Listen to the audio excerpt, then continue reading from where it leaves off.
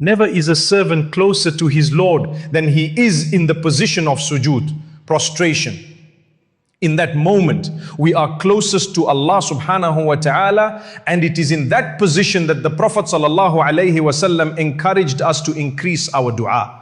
He said, increase your dua while you are in prostration, for it is very likely that you will be responded to. This is the most likely posture in which Allah subhanahu wa ta'ala will answer your supplications. What a beautiful opportunity this is.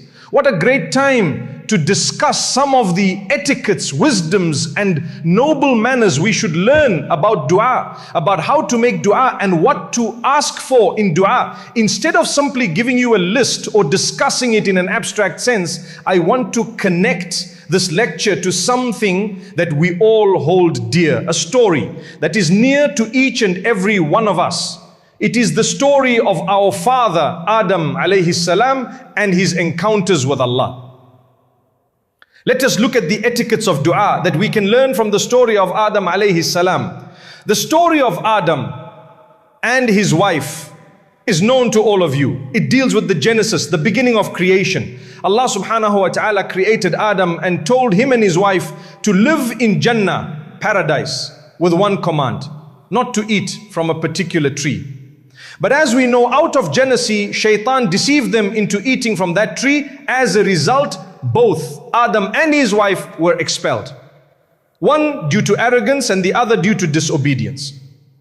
One of them was cursed until the day of judgment, while the other repented immediately and Allah subhanahu wa ta'ala forgave him. This is the story in a nutshell, and it is repeated in over 10 different locations in the Quran.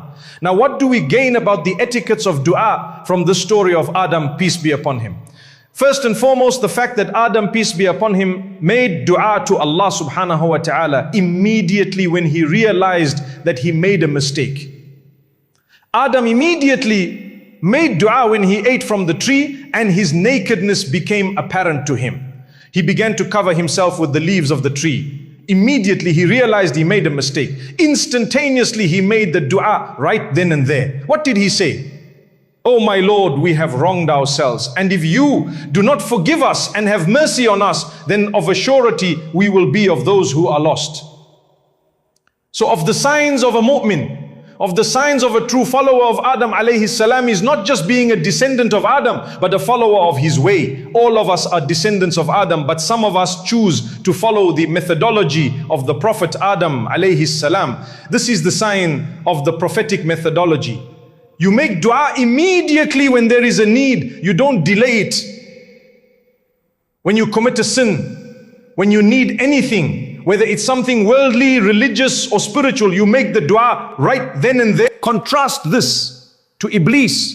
Allah tells him to prostrate and he says, no, I'm not going to, I'm better than him. This is jahiliyyah, this is racism. He says, I am better than him because I have a better creation, a better material than you do. My skin color is better, my ethnicity is better, my language is better. We still have the same satanic racism present amongst Muslims to this day. The same satanic thinking. I am better than so and so because of where I'm from, because of the color of my skin, etc.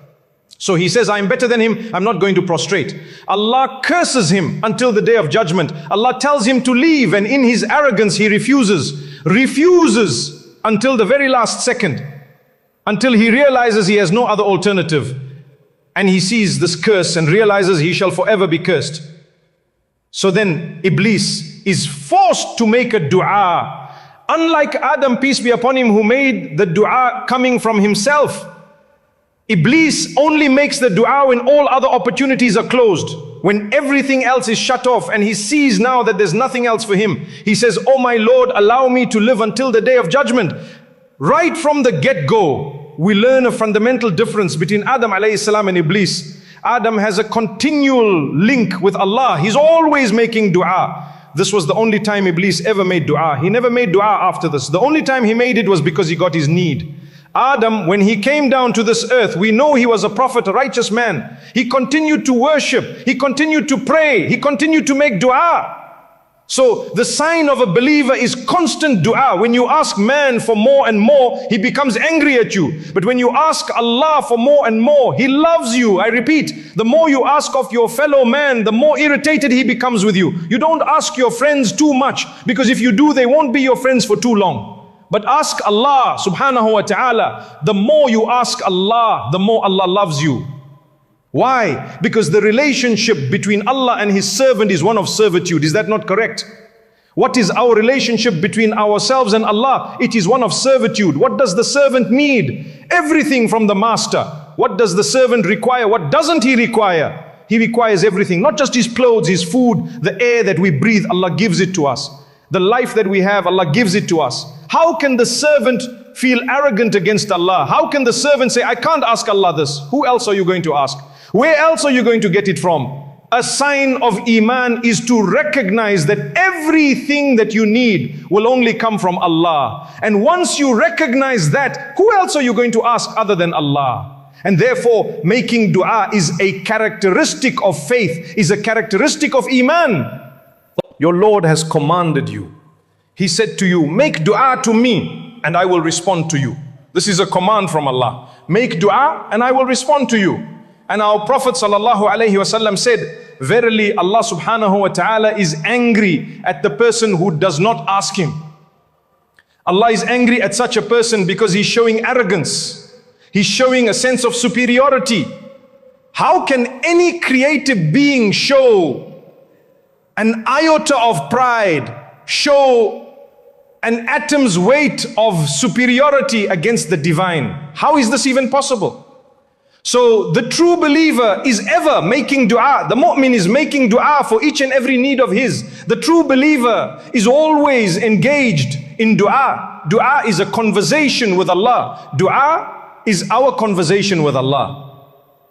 And therefore, the one whose iman is high is forever having a conversation. Dua is a sign of iman. Why is this? Because when you make dua, brothers and sisters, when you make dua, imagine the state of the person making dua. Imagine somebody who's in a crisis, whose son or daughter is in a situation, they need a cure, they need something. Imagine that person, his heart is penitent and humble, his soul is reaching up to Allah subhanahu wa ta'ala. He is raising his hands forth and he is saying, oh my Lord, oh my Rabb, I need your help. Oh my Lord, help my son, please do this for me. This is a man, his heart is filled with love for Allah. He knows that Allah loves him. He knows that the only being who can give him what he wants is Allah. He knows that this is a Lord who is Ar-Rahman. And if He wasn't Ar-Rahman, He wouldn't be asking him. If He wasn't Ar-Rahman, He wouldn't give him what he wanted. He knows that this is a Lord who is As-Sami', who is all hearing. If He wasn't As-Sami', how could he ask? If He wasn't Al-Basir, how could he pray? He knows that this is a Lord who is Al-Kareem, who is generous. Therefore, the one who makes dua affirms the perfect nature of Allah. The one who makes dua affirms the perfect nature of Allah. Each and every name and attribute of Allah is affirmed when you make dua. My Lord is ever hearing, all seeing, all merciful. My Lord loves me. My Lord cares about me. My Lord has the power to give me what I want. That's why I am invoking Him. When this person makes dua, his heart is full of love for Allah. His heart is full of hope in Allah's mercy, hope in acceptance. And his heart is full of fear of rejection, being scared that Allah might not answer the dua. Love, fear, and hope are the three motivational factors of worship. And these three factors are what make a Muslim a true believer. We worship Allah because we love Allah. We worship Allah because we want Allah's rahmah. And we worship Allah because we are scared of His punishment and anger. When we make dua, we perfect all three of these aspects. We worship, we make dua to the one whom we love. We make dua wanting this being to give us, that's hope. And we make dua and we are scared. What if He doesn't? And that's fear. And these three pillars are the perfection of one's iman. If you notice, other actions of worship don't combine those three pillars like dua does. When we are in sujood, this is predominantly a type of humility or humbleness. When we give zakah, this is predominantly wanting some reward back. We give some money and we want Allah to give us back. Predominantly hope. When we pray, we predominantly hope for some reward. Hardly any action of worship combines these three pillars like dua does. Love, hope and fear. Also, one of the benefits of the story of Adam, peace be upon him, and Iblis is that we learn there are different types of dua. Adam alayhi salam makes a dua that is primarily spiritual. What does Adam, peace be upon him, ask for? He asks Allah subhanahu wa ta'ala for forgiveness and mercy for his soul. His dua is focused on the deen, on what will benefit him spiritually. Now compare this to Iblis. What does Iblis ask for? He asks, give me life until the day of judgment. Subhanallah. Once again we notice a big contrast. Adam, peace be upon him, is worried about the soul. Iblis is worried about the body. Adam alayhi salam is worried about the deen, while Iblis is worried about this temporary fleeting life.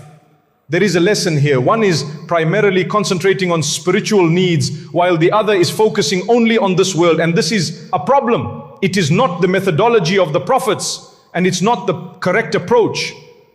Allah subhanahu wa ta'ala says in the Quran, there are those who say, oh Allah, give us from this world. Oh Allah, give me a good house. Oh Allah, give me a good spouse. Oh Allah, give me a good car. And they keep on asking, but their minds never go to, oh Allah, save me from the punishment on the day of judgment. Oh Allah, give me a place in paradise. Oh Allah, forgive my sins. Their minds are always focused on the dunya, on the temporary pleasures of this life. Allah says, he asks for the dunya, he will get it. But because he didn't ask for the akhirah, he has no share of the hereafter. His focus was entirely on this world, and so his reward is limited to the fleeting world. However, there is another category of people, and these are the people we are supposed to be amongst. The people who say, give us good in this world, give us good in the next, and save us